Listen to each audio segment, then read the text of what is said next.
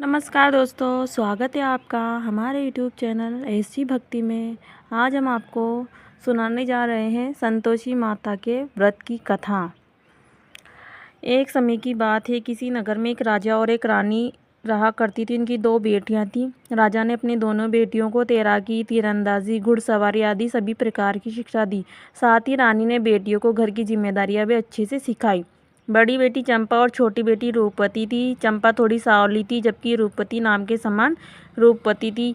रानी माँ हर शुक्रवार को पूरी विधि विधान से व्रत करती। उनके महल में एक दाई माँ रहा करती थी, जो अपनी भतीजी का विवाह राजा से करवाना चाहती थी। लेकिन राजा ने अपनी पसंद की राजकुमारी शादी करी, इसलिए वो रानी माँ से जलती थी और हर समय रानी माँ के खिलाफ कान भरती रहती थी।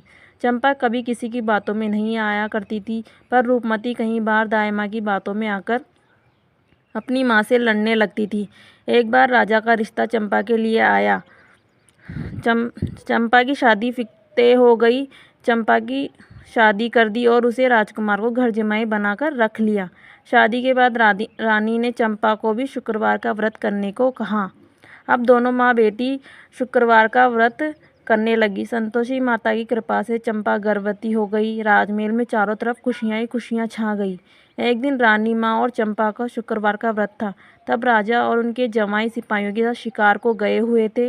दाई माँ ने एक चाल चली और रानी माँ के खाने में खटाई मिला दी। अनजाने में रानी माँ और चंपा ने वे खटाई वाला खाना खा लिया, जिससे संतोषी माता रुष्ट हो गई और रुष्ट होकर राजा और उनके जमाई को रास्ता भटका दिया और उन दोनों की याददाश्त भी चली गई।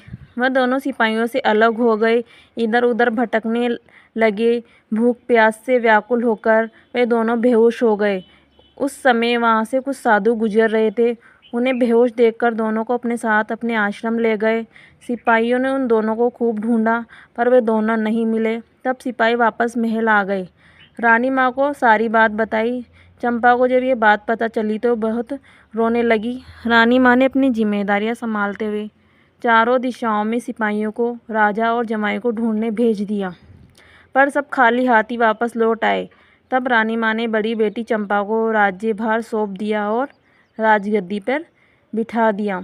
अगले शुक्रवार रानी माँ और चंपा ने फिर से व्रत रखा और दाई माँ ने फिर से चाल चली और उनके खाने में खटाई मिलाने लगी। तभी रानी माँ ने उसे ऐसा करते देख लिया और उसे पकड़ लिया। पूछने पर दाई माँ ने सारी बात बता दी। उसने पहले भी खाने में खटाई मिलाई थी। तब रानी माँ ने उसे कारागृह में डलवा दिया।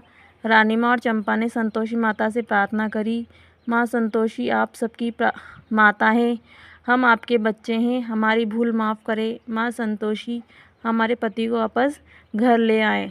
रात्रि संतोषी माता राजा के स्वप्न में आई और बोली, अरे उठ राजा, अपने राज्य वापस चल जा। तुम दोनों मेरे प्रकोप को झेल रहे थे, अब तूने अपने राज्य में मेरा एक भव्य मंदिर बनवाना होगा। राजा और उसका जमाई सभी साधु संतों का शुक्रिया करते हुए और उन्हें प्रणाम कर अपने राज्य की ओर लौट गए।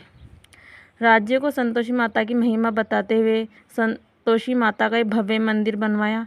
रानी माँ ने चंपा के साथ धूमधाम से शुक्रवार के व्रत का उद्यापन कर चंपा को एक बहुत सुंदर पुत्र प्राप्त हुआ और महल में वापस खुशियाँ ही खुशियाँ छा गई।